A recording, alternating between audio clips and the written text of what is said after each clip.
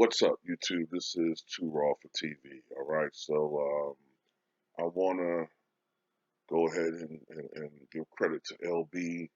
He was the first one to break this news that I saw in the LDBC, and that is that one of the greatest fighters of all time, one of the greatest fighters of the 1980s, marvelous Marvin Hagler, passed away today at the age of 66.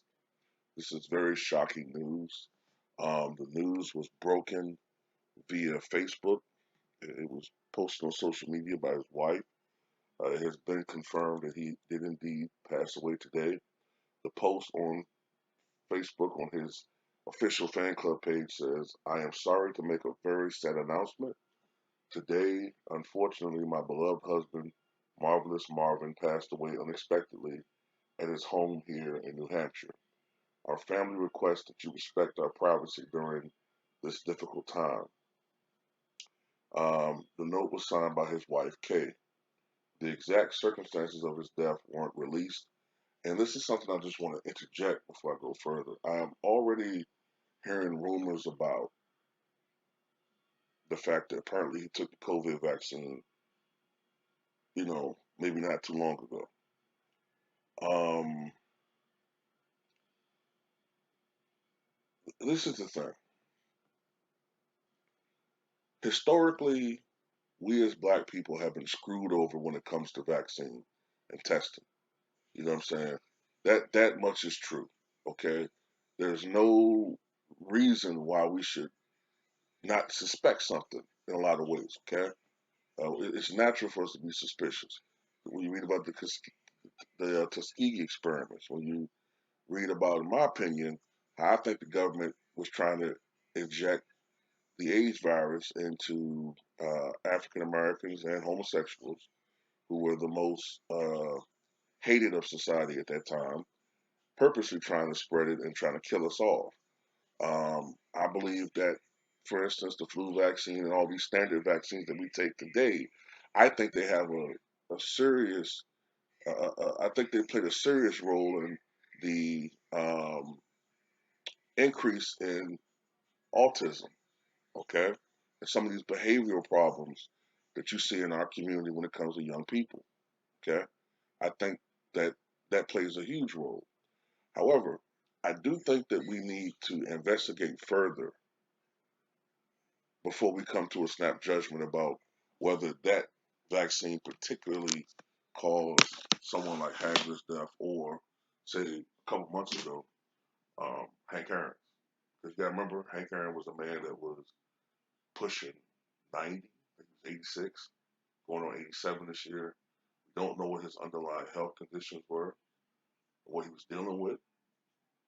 And the same thing with Marvin Hagler. We don't know what type of health issues he was dealing with. He was not as old, but he was definitely getting older. 66 pushing 67. He was in a brutal sport for decades. We don't know what type of damage it could have done to his body. And we don't know, I do know that Marvin, you know, gained a lot of weight over the last couple of decades. I don't know whether that had an effect on his health or not. So um, we need to be a little careful about some of the things that we're kind of, sometimes want to jump the gun on. But back to Marvelous Marvin Hagler. Um, this is a guy that had to push and scrape and fight for every opportunity that he got. Unlike his counterpart, Sugar Ray Leonard, who was sort of groomed from the beginning for stardom and opportunity. Marvin was not getting these opportunities, even though he was better than virtually any other fighter out there. And I think he was the best fighter in the 80s during his prime. You know what I'm saying? Um, you know, Matter of fact, it got so bad that Marvin's people had to go to Congress. They had to go to, remember, Marvin's from Massachusetts. Marvin Hagler had to go to Congressman Tip O'Neill and Senator Ed Kennedy to actually investigate boxing and find out why this guy's not getting an actual fight opportunity, because he should have, you know. And ultimately, they forced the promoters' hands, like Bob Arum and some of these other guys, and that's when he actually got a opportunity in 1979 when he fought. I think his name was Vito Arturoformo.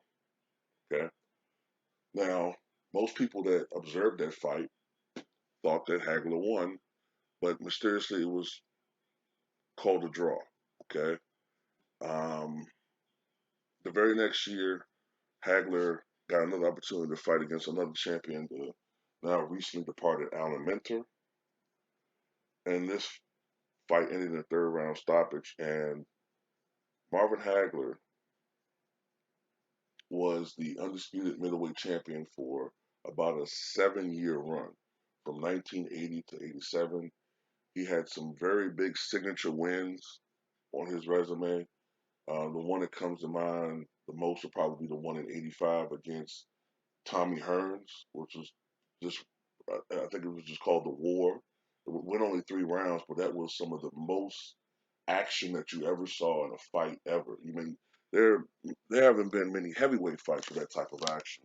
Ultimately, Hagler won the slugfest against the heavy punching Tommy Hearns. Another signature win that Hagler got was against Roberto Duran, although that was a more competitive fight. And one of my favorite victories is Hagler outlasting and outslugging the body snatcher, the dangerous John Mugabe in 1986. But by that time, you could tell that the wars, all of the fights, were starting to take a toll on Hagler. Even already, though he was only 32 years old, you could tell that it was taking a toll. And that's when Ray Leonard decided to finally fight Hagler.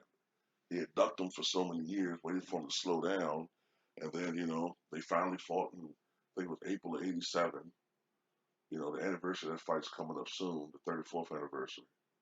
And there were so many things that Hagler agreed upon because he wanted to fight him so bad that actually ended up hurting Hagler. The fact that instead of fighting 15 rounds, they fought 12 rounds. The ropes were I think the ring was bigger, excuse me, so that gave Leonard room to maneuver and run around, be active, mobile. The gloves that they used favored Leonard, and Leonard was able to eke out a victory. Even though every time I watch that fight, I have, at least since I got older, I have Hagler winning that fight, but barely. You know what I'm saying? Um, Hagler always had a chip on his shoulder when it came to boxing, and he was so disgusted by the decision and by the fact that I think he wanted a rematch, if I'm not mistaken, but Leonard kind of sort of played, you know, rope a dope with that shit to the point where he just retired. He never fought again afterwards.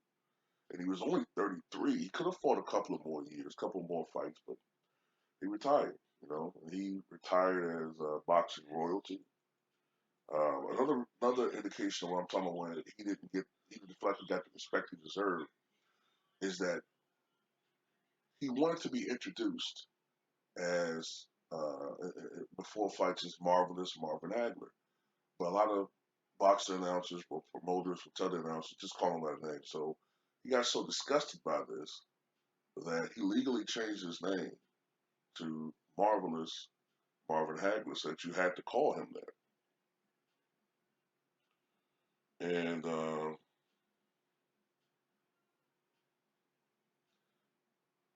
after boxing, Hagler moved to Italy, had a little bit of a movie career for a little bit,